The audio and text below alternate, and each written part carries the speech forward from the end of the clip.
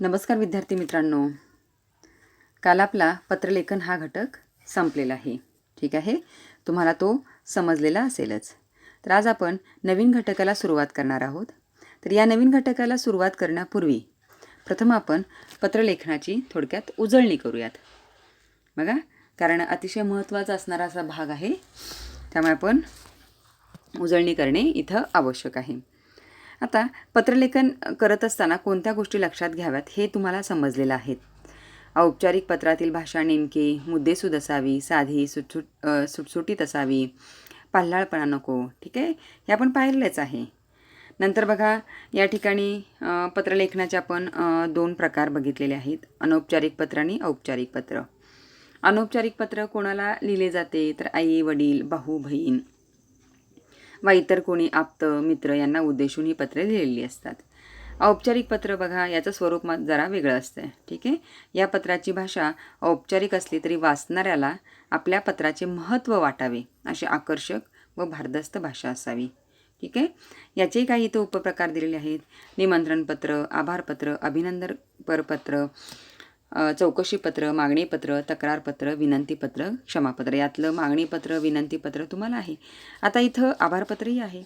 आता अभिनंदन पत्र आपण काल अनौपचारिकमध्ये पाहिलेलं आहे. ठीक आहे, औपचारिकमध्ये सुद्धा अभिनंदन पत्र लिहित असताना या ठिकाणी विषय लिहायचा असतो. मग अभिनंदन पत्राचा विषय जर आला लिहिला गेला तर मात्र त्या पत्राचा समावेश कशामध्ये होणार आहे? औपचारिक पत्रामध्ये होणार आहे. म्हणजे एखाद्या संस्थेचं अभिनंदन करायचं असेल किंवा एस टी महामंडळाचं अभिनंदन करायचं असेल किंवा आणखीन काही असेल, म्हणजे एखादी संस्था असेल बघा, तर मात्र त्याचं स्वरूप हे कशा पद्धतीचं होतं? औपचारिक पत्राचं होतं. ठीक आहे, यानंतर बघा, औपचारिक आणि अनौपचारिक पत्र लिहित असताना कोणत्या बाबी लक्षात घेणं आवश्यक आहे? मी तर फरकच दिलेला आहे.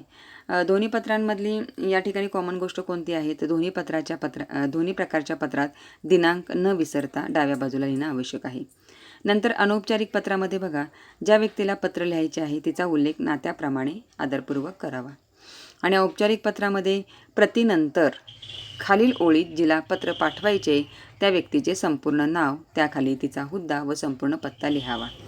ठीक आहे, नंतर बघा, अनौपचारिक पत्रामध्ये पत्राचा विषय लिहिण्याची आवश्यकता नाही, तर औपचारिकमध्ये मात्र पत्राचा विषय लिहिणं गरजेचं आहे. अनौपचारिक पत्रामध्ये बघा, भावना व्यक्त झाल्या पाहिजेत, आपुलकी, जिव्हाळा, प्रेम हे येणं गरजेचं आहे. त्या व्यक्तीची विचारपूस केली पाहिजे. क्षेमकुशल म्हणजे चौकशी केली पाहिजे. औपचारिक पत्रामध्ये मात्र पाल्हाळपणा, फापट पसरण्याला थारा नसतो. ठीक आहे, आणखीन एक दोन्ही पत्रांमध्ये सामायिक गोष्ट कोणती, कॉमन गोष्ट कोणती? तर दोन्ही प्रकारच्या पत्रात डाव्या बाजूला पत्राच्या शेवटी पत्रलेखकाचा पत्ता व ईमेल ID लिहावा.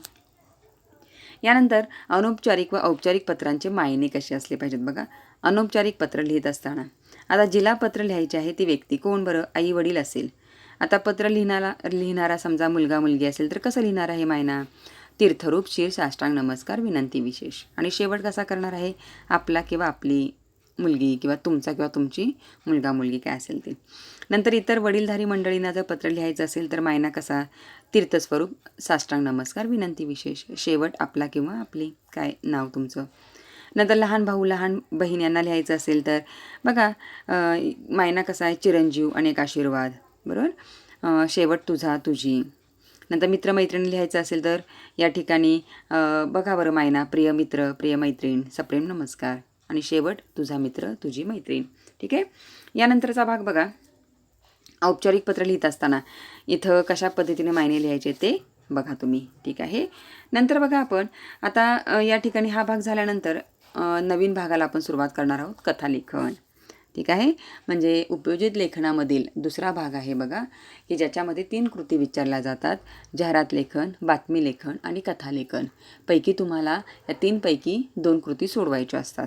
तर त्या 2 कृती कुठल्या तुम्हाला चांगल्या जमतात, मग ठीक आहे, त्या सोडवणं आवश्यक म्हणजे अपेक्षित असतं या ठिकाणी. पण आपण बघताना मात्र इथं तिन्ही कृती पाहणार आहोत. ठीक आहे, आता उपयोजित लेखन प्रकारामध्ये कथालेखन हा घटक विद्यार्थ्यांच्या सृजनशील लेखनाला वाव देणार आहे. आता सृजनशील लेखन म्हणजे कसलं लेखन?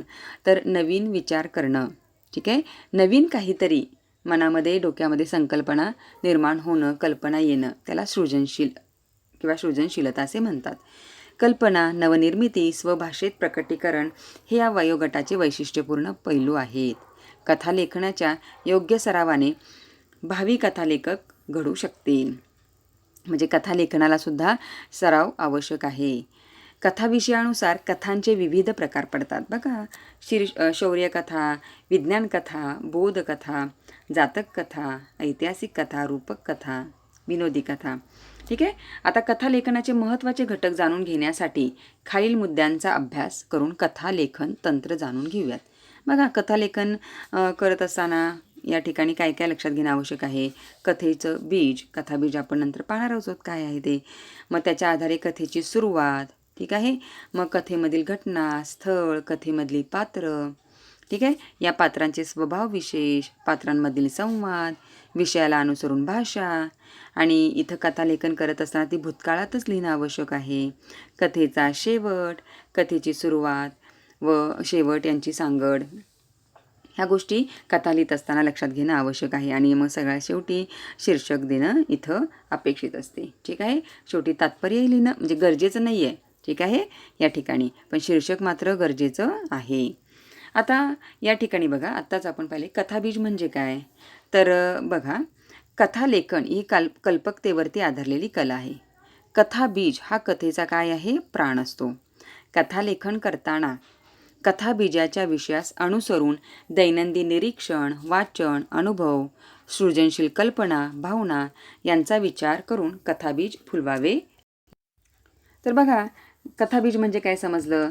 तर या ठिकाणी कथेचा जो आशय आहे, विषय गाभा आहे, तो म्हणजे काय, कथाबीज.